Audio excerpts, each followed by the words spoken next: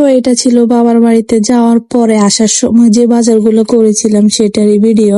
আর আজকে একটা কমেন্টের রিপ্লাই দিব ইনশাল্লাহ। আসসালামু আলাইকুম, আপনারা সবাই কেমন আছেন? আশা করতেছি আপনারা সবাই অনেক ভালো আছেন। আমিও আলহামদুলিল্লাহ অনেক ভালো আছি। তো বাজার করতে আসলে আমি একটা কনফিউশনের মধ্যে পড়ে যাই যে কোনটা নিব, কোনটা খেতে ভালো লাগবে। তো আমার কাছে মনে হয় যে ঘুরে ঘিরে একই তরকারি সবগুলা। প্রথমে আমি এক খালি লেবু নিয়ে নিছি, যেহেতু এটা রমজানের ভিডিও ছিল। রমজানে কিন্তু লেবুটা খুবই কমন শরবতের জন্য।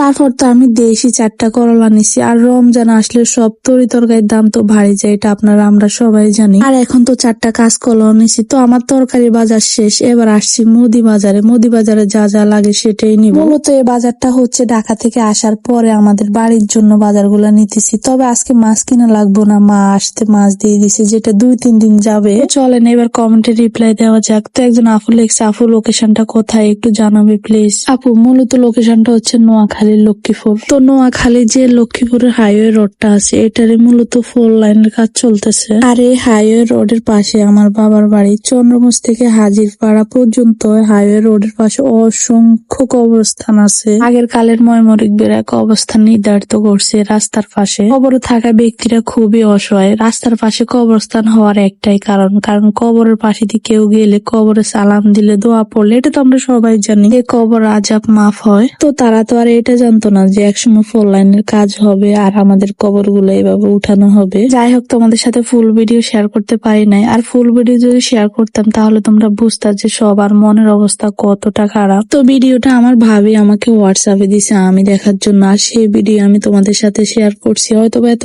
ক্লিয়ারলি শেয়ার করতে পারি নাই।